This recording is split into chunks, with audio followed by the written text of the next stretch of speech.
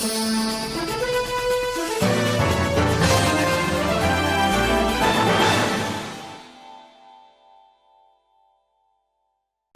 there, this is Alan Gomez from alangomez.com.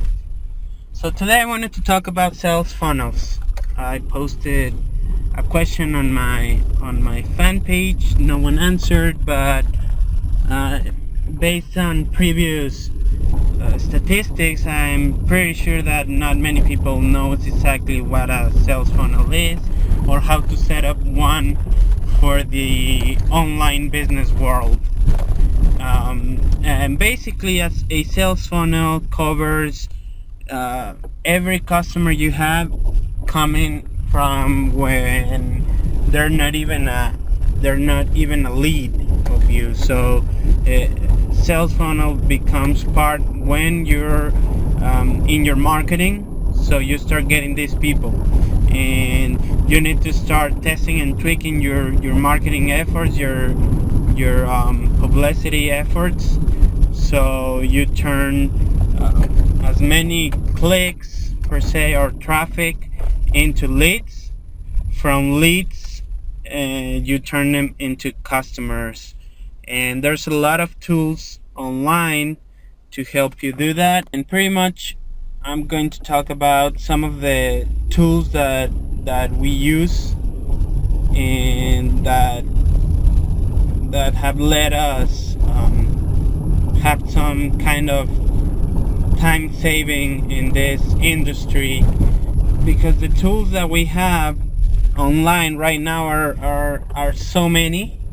And so basically, just start your marketing, and you really want to track these people. You really want to track what's giving you results and what's not giving you any results, so then you can either invest more in what's working and cut off what's not working.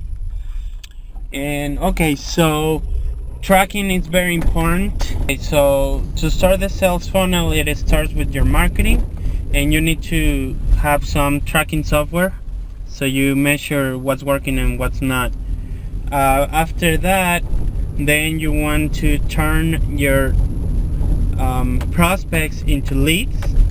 That means that you capture their information, like their name and email, and hopefully their phone number, so you can call them back or do whatever you want. Either email and name, it's fine.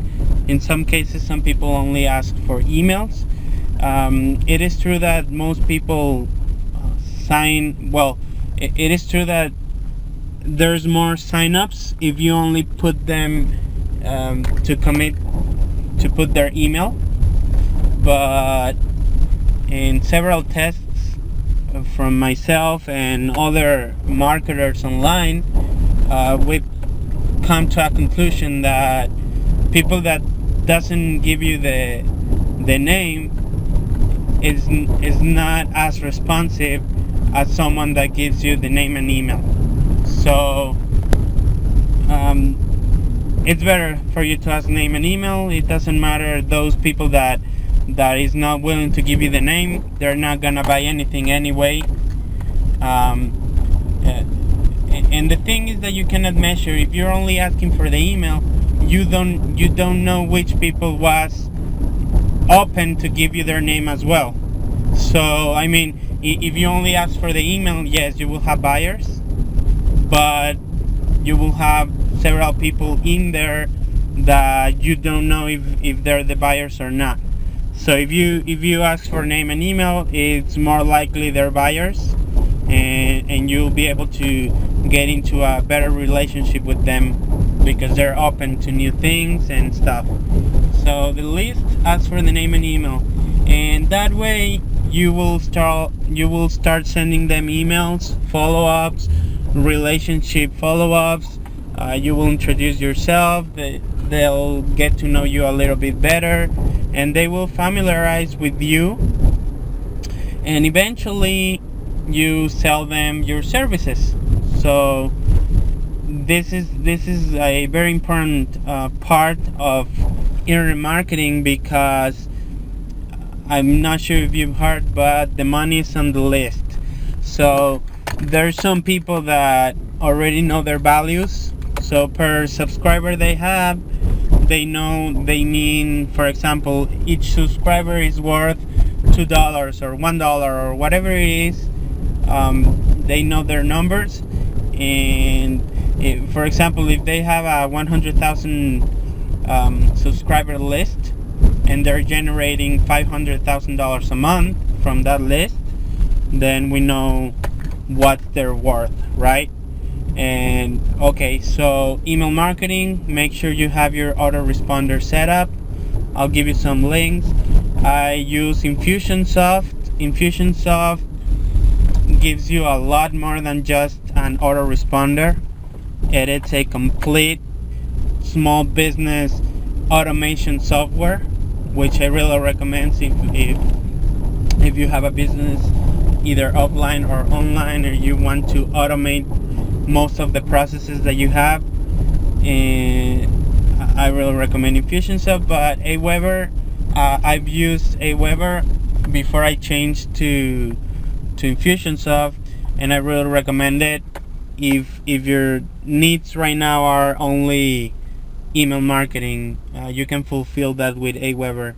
Okay, so now that you have your autoresponder set up, you have your follow-up emails, then it's time for you to turn your leads into customers. And the way you do that is with an effective copywriting skills. These emails should trigger some psychological and other sales tactics techniques on every email you send, so eventually they are able to buy from you whatever you're offering.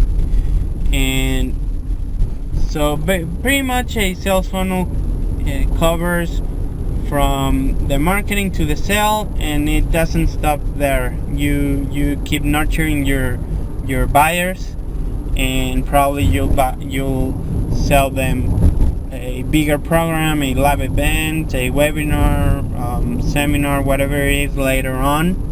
So that you should keep the relationship open with your buyers, so you don't miss anything from them. And someone that already buys something from you, it's a lot cheaper to sell them something else in the long run. So you can turn a $50 customer into a $20,000 customer. It doesn't matter, but they have to start somewhere. And this is pretty much a sales funnel. This is how it works online, and it also works offline. If you sell a service offline or a product, let's say you sell hats, and you have this customer that bought a hat from you, and you ask him to give you their email address, maybe their phone number, and probably you give them something for free in return for their information. And what you're gonna do is you're gonna include these people in your sales funnel. You will start emailing them or calling them on important dates or with important promotions you have, and that way you'll keep in touch with someone that is already responsive with your brand or your product or your service. So these people is already responsive with your brand, with your product or service, and they're more likely to buy from you in the future. But you don't know if they're going to come back or if they're gonna have access to your promotions. So this is the way that you keep nurturing them, and you keep them in a database, so you can market to them cheaper and easier later. And it is known that some companies build their brands based on the fact that they want people to come back, but they don't build their database. And what's on that is that they have very big budgets.